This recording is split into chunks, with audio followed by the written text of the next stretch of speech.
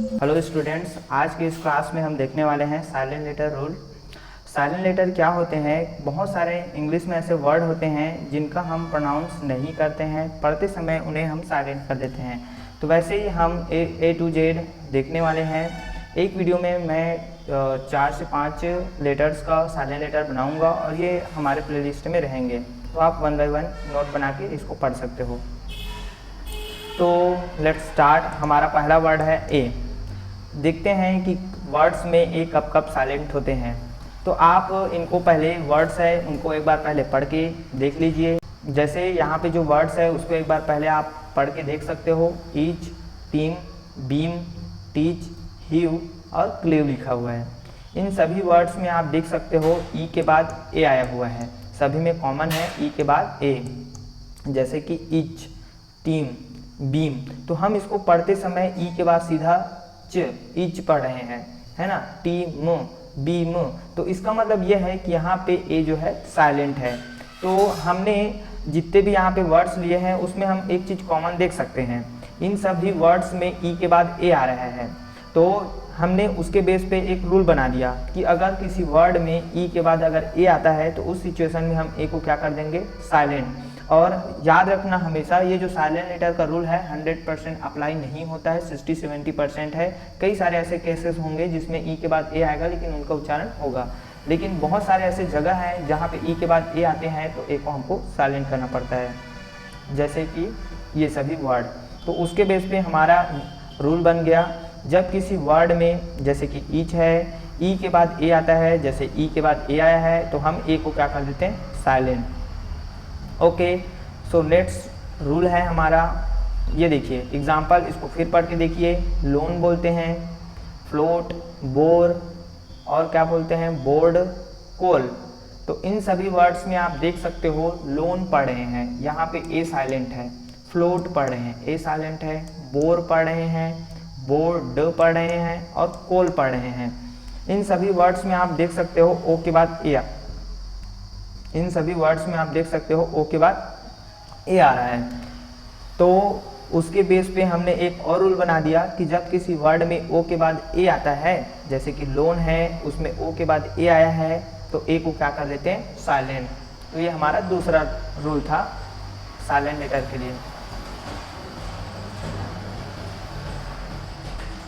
Then student देखते हैं हमारा थर्ड रूल है, कुछ ऐसे स्पेशल वर्ड है जहाँ पे ए को साइलेंट कर देते हैं, जैसे automatically, logically, practically, Musically, basically, romantically, artistically. तो यहाँ पे आप देख सकते हो लॉजिक, हम यहाँ तक जा रहे हैं, लॉजिक तक पढ़ते हैं, देन ली, लॉजिकली, तो हम यहाँ पे ए पे एम्फेसाइज नहीं करते हैं, ए को प्रोनाउंस नहीं करते हैं। तो बेसिकली इन सब वर्ड्स में ए तो लिखा रहता है लेकिन ए क्या होते हैं, साइलेंट। तो आप जो है इनको नोट्स बना सकते हो और जब भी आप इंग्लिश पैराग्राफ रीड करते हो तो आप ध्यान रख सकते हो इन बातों का। तो हमने एक बार रिवाइज करा देता हूँ। ए लेटर के लिए हमने 3 रूल पढ़ा कि अगर किसी वर्ड में ई के बाद ए आता है तो ए को साइलेंट करना है, दूसरा ओ के बाद अगर ए आता है तो ए को साइलेंट करना है, और कुछ ऐसे वर्ड है जहाँ पे ए को क्या कर देते हैं, साइलेंट। एक्चुअली मैं इसको रूल के रूप में नहीं लिखा रहा हूँ। अगर मैं बोलूँगा सी के बाद अगर ए आता है तो ए को साइलेंट कर देते हैं, तो ऐसा नहीं है। कैट का स्पेलिंग है, कार का स्पेलिंग है, उसमें क्या होता है, सी के बाद तो ए आता है ना, तो वहाँ पे उच्चारण तो हो रहा है, इस कारण से रूल नहीं लिखे हैं, लेकिन आपको बता रहे हैं कि इसमें ए क्या होते हैं, साइलेंट। देन हमारा अगला लेटर है बी। बी कब साइलेंट होता है, ये देखिए एग्जाम्पल है, पढ़ के आप देख सकते हो। इसको पढ़ते हैं बॉम, कॉम, डम, थम, टम, लैम, क्लाइम और नम, है ना, और नम। तो इन सभी में आप देख सकते हो एम के बाद बी आ रहा है, एम के बाद बी, एम के बाद बी। तो इसमें हम बॉम, कॉम, डम, थम पढ़ते हैं। तो उस बेस पे हमने एक रूल बना दिया कि जब किसी वर्ड में एम के बाद बी आए तो बी को क्या कर देंगे, साइलेंट। जैसे कि इस वर्ड में देख सकते हो एम के बाद बी आया है तो बी को साइलेंट बोल रहे हैं। देन नेक्स्ट रूल है, जैसे कि आप लोग को कोई टीचर पढ़ाते होंगे, जैसे कि मैं पढ़ा रहा हूँ, तो आप लोग को हो सकता है डाउट, तो आप उसको कमेंट करके भी बता सकते हो। तो यहाँ पे देखो डाउट का स्पेलिंग जनरली आप सुनते होंगे डाउट करके, ना कि डाउट। सर मेरे को डाउट है, ऐसे नहीं बोलते, डाउट बोलते हैं।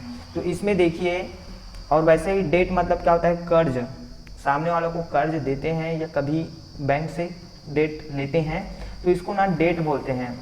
तो देखिए इसमें बी के बाद टी आया हुआ है, बी के बाद क्या आया है, टी। तो उस बेस पे हमने रूल बना दिया कि जब किसी वर्ड में, जैसे कि इस वाले वर्ड में बी के बाद टी आया है तो हम बी को क्या कर देंगे, साइलेंट। तो आप अच्छे से नोट्स बना लें और इसको जब भी इंग्लिश पैराग्राफ पढ़े तो थोड़ा सा ध्यान रखें। हाँ, अब ये इसी में एक केस है ऑप्टेन, इसे ऑटेन नहीं पढ़ते, ऑप्टेन पढ़ते हैं। इसको बोलते हैं अपवाद। जो हमारा रूल है उस रूल का अगर कोई वर्ड पालन नहीं करता है तो ऐसे वर्ड को हम क्या कहते हैं, अपवाद, एक्सेप्शन। तो यहाँ पे हमारा एक्सेप्शन वर्ड है ऑप्टेन। इसमें बी के बाद टी आया है लेकिन बी को पढ़ा जा रहा है। तो मैं बोला हूँ स्टूडेंट, ये जो रूल है साइलेंट लेटर का 100% अप्लाई नहीं होता है, लेकिन हाँ मैं आपको पूरा बताते जा रहा हूँ कि कहाँ पे वो रूल अप्लाई नहीं होगा। ओके, देन हमारा अगला लेटर है सी। जब किसी वर्ड में सी के बाद के आता है या क्यों आता है तो सी को हमको साइलेंट करना पड़ता है। जैसे कि आप एग्जांपल देख सकते हो, एक्वायर, एक्वायर में यहाँ पे देखो सी के बाद क्या आया है, क्यू आया है। ए के बाद हम सीधा क्वा को पढ़ें, एक्वायर करके, क्या पढ़ें हम, एक्वायर करके, एक्वायर। देन देखिए एक्विंसेस, सीधा हम एक्विंसेस पढ़े हैं। देन है एक्नॉलेज, यहाँ पे देखिए सी के बाद क्या है, के, एक्नॉलेज। और है यहाँ पे एक्वेंटेंस, एक्वेंटेंस मतलब होता है जान पहचान। तो उस बेस में हमने रूल बता दिया कि जब किसी वर्ड में सी के बाद के या क्यों आता है तो सी को क्या कर देते हैं, साइलेंट। देन हमारा सी के लिए सेकेंड रूल है, जब किसी वर्ड में एस के बाद सी आता है, यहाँ पे देख सकते हो आप कि एस के बाद अगर सी आता है तो हमें सी को क्या कर देना है, साइलेंट। जैसे सीन, सीन का मतलब होता है दृश्य, साइंस मतलब क्या होता है, विज्ञान। आप लोग स्पेलिंग यूज़ करते हो वंडर ऑफ साइंस के लिए, तो उसमें देखिए science, muscle, discipline, conscious, seizures, descent, scent, इन सभी में देखिए एस के बाद क्या है, सी। तो हमको सी को क्या करना होता है, साइलेंट। लेकिन यहीं पे एक अपवाद भी है, एक्सेप्शन है, स्कूल। स्कूल में एच साइलेंट होता है, स्कूल, स्कूल। देन है हमारा अगला लेटर डी। जैसे आप पहले लिखे हुए वर्ड है उसको एक बार प्रोनाउंस करके देख लो। प्लेज, प्लेज मतलब होता है प्रतिज्ञा। ब्रिज मतलब पुल। एज मतलब किनारा। बजट लेखा जोखा, सरकार हमेशा बजट बनाकर चलता है। हेज मतलब झाड़ी। तो यहाँ पे देखिए सभी वर्ड्स में एक ही चीज़ कॉमन है, डी के बाद क्या आया है, जी। इसमें भी डी के बाद क्या आया है, जी, डी के बाद जी, यहाँ भी डी के बाद जी। तो इस बेस पे हमने रूल बना दिया कि जब किसी वर्ड में, जैसे कि यहाँ पे प्लेज है उसमें डी के बाद जी आता है तो हमको डी को क्या कर देना है, साइलेंट। तो आई होप ये रूल आपको समझ आया होगा। देन कुछ ऐसे वर्ड है, स्पेशल वर्ड्स हैं जहाँ पे डी को क्या कर देते हैं, साइलेंट। इसको आपको मस्ट जानना चाहिए। आप बचपन से क्या पढ़ते आ रहे हो, बुधवार को इंग्लिश में क्या बोलते हैं, लेकिन जनरली किसी भी बच्चों को पूछो कि वेडनेसडे को तो वो वेडनेसडे बोलते हैं, जबकि यहाँ पे वेंसडे होता है, वेंसडे मतलब बुधवार। देन दादा दादी को क्या बोलते हैं, ग्रैंड मदर, ग्रैंड फादर, लेकिन क्या बोलते हैं, ग्रैंड मदर, ग्रैंड फादर। वहाँ पे डी साइलेंट होता है, जबकि वो ग्रैंड सन होता है। पोता को क्या बोलते हैं, ग्रैंड सन। आपको यहाँ तक पढ़ना है, डी साइलेंट होता है। वैसे ही हैंडसम नहीं होता है, हैंडसम होता है। वैसे ही हैंडकरचीफ होता है, रुमाल को क्या बोलते हैं, हैंडकरचीफ।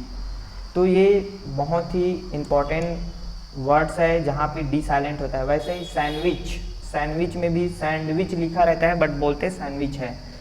सो अगर आप स्पोकन इंग्लिश का पूरा प्लेलिस्ट देखना चाहते हो या सीखना चाहते हो तो आप इस चैनल को सब्सक्राइब कर लो और अपने इस फ्रेंड के साथ इस चैनल को शेयर कर लो।